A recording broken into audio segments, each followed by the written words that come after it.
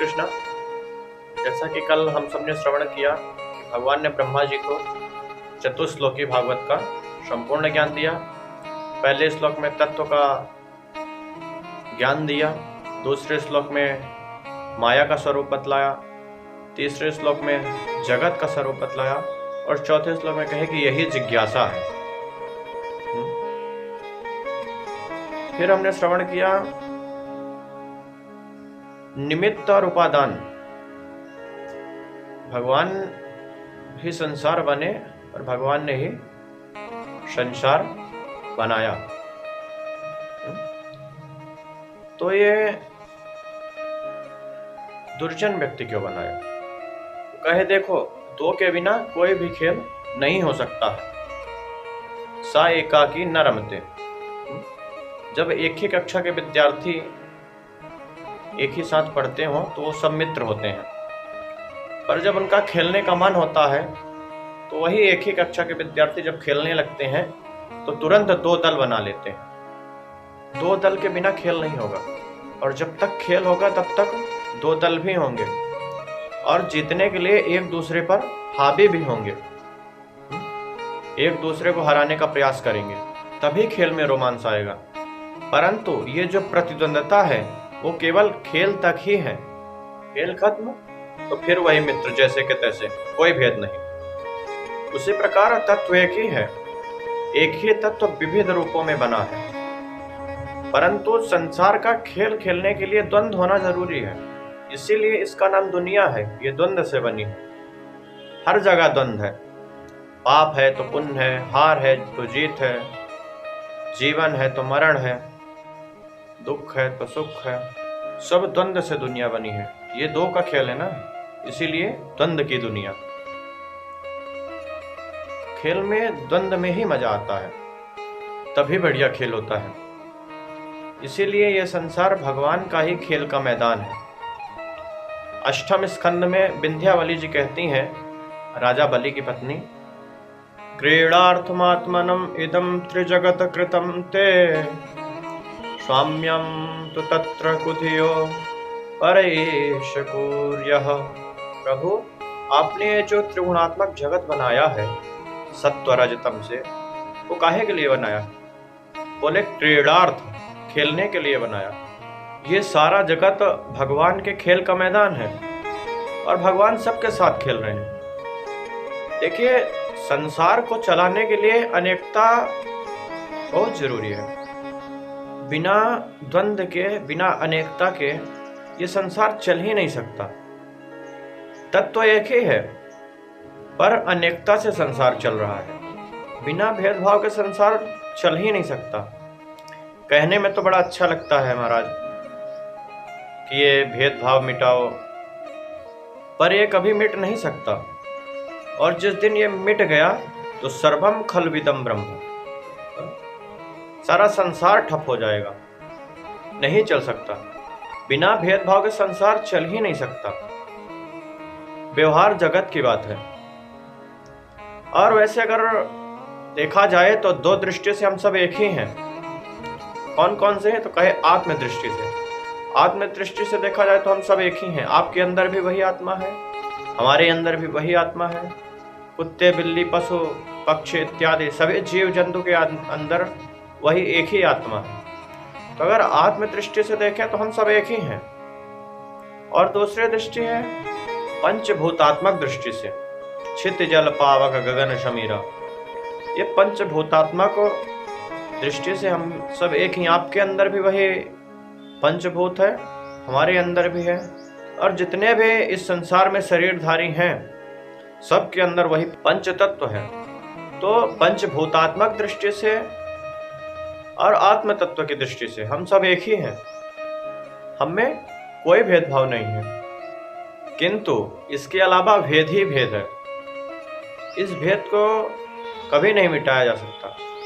और जिस दिन यह भेद मिट गया तो उस दिन प्रलय हो जाएगा। हाँ, ऐसे ही जगत को हमें देखना चाहिए। देखो, माया का स्वरूप समझा रहे हैं। रीतेर्थम यत् प्रतीयेत न प्रतीयेत चात्मनि तद्विद्यादात्मनो मायं यथा भासो यथा तमः। देखो माया, माया का अर्थ क्या है? कहे माँ, माँ मतलब नहीं, या मतलब जो, कहे जो नहीं है पर दिखता है वही माया है। जैसे स्वप्न होता नहीं है पर दिखता है, तो ना होने पर भी हमें कितना प्रभावित कर देता है। यही माया का जाल है, यही संसार है। देखिए, जब जादूगर अपनी विद्या दिखाता है ना, तो वो जो दिखाता है वो होता नहीं है। अपनी जेब से रुमाल निकालेगा और कबूतर बना देगा। अब रुमाल से कबूतर कैसे बन सकता है? हम लोगों को दिखता तो यही है, पर वास्तव में ये सच्चाई होती नहीं है। हाँ, महाराज किसी का गला काट देगा और फिर जोड़ देगा, ये सच नहीं है। लेकिन हम लोगों को दिखता वैसे ही है जैसे वो दिखाता है, परंतु उसकी जो वास्तविक सच्चाई है तो केवल उसका जमूड़ा ही जानता है। जादूगर का जो सेवक होता है, जो दास होता है, निरंतर जादूगर के संग बने रहने के कारण उसकी सारी विद्या उसका जमूड़ा जान लेता है, इसीलिए वो प्रभावित नहीं होता और हम सब पागल बने रहते हैं। अरे कि उसका गला काट दिया और फिर जोड़ दिया, पर जमूड़े पर कोई प्रभाव नहीं पड़ता, क्योंकि वो असलियत जानता है, उसकी सच्चाई जानता है। नट कृत कपट विकट खगराया, नट सेवक ही न व्यापे माया। नट का खेल तो हम सब लोग चमत्कृत होकर देखते हैं, परंतु नट सेवक ही न व्यापी माया। उसकी माया उसके सेवक पर प्रभावित नहीं करती, उसकी माया उसे नहीं व्यापती। हाँ, वैसे ही जगन्नाथ हमारे जादूगर हैं और ये सारा जगत उनके जादू का खेल है। तो जब तक आप जगन्नाथ के जमोड़े नहीं बन जाएंगे तो ये माया का खेल हमारी और आपकी समझ में नहीं आने वाला। अगर माया से बचना है तो मायापति माधव की शरण लेनी पड़ेगी, उनकी कृपा के बिना कोई नहीं बच सकता। भगवान गीता में स्वयं कहते हैं कि मम माया दुरत्तया, मेरी माया बहुत खतरनाक है। तो कैसे बचेंगे हम? बोले मामेव ये प्रपज्यन्ते अमाया में तम तरंत थे। जो मेरे प्रपन्न हो जाएगा वो मेरी माया को आराम से पार कर लेगा।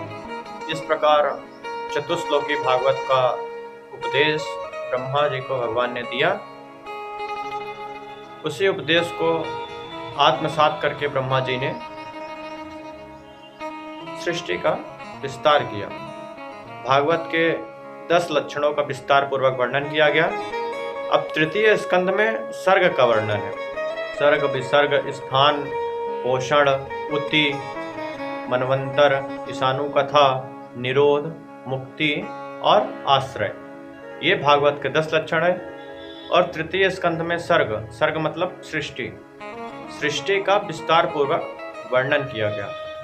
सबसे पहले परम भागवत विदुर जी का चरित्र सुनाया। विदुर जी धर्म के अवतार हैं और युधिष्ठिर भी धर्म के अवतार हैं। धर्म के 2 अवतार हैं, एक धर्म कौरव के पक्ष में है और दूसरा धर्म पांडवों के पक्ष में। कौरवों के पक्ष में विदुर के रूप में धर्म खड़े हैं और पांडवों के पक्ष में युधिष्ठिर के रूप में धर्म खड़े हैं, पर दोनों में अंतर है। पांडव पक्ष के धर्मराज युधिष्ठिर जो कुछ कहते हैं तो पांडव उसको सहर्ष स्वीकार करते हैं और आदर करते हैं, धर्मानुसार चलते हैं, उनके मार्गदर्शन पर चलते हैं। परंतु कौरव के पक्ष में विदुर रूपी धर्म बहुत कुछ कहते हैं, लेकिन उनकी कोई नहीं सुनता, कोई नहीं मानता, सब उनको दासी पुत्र समझते हैं।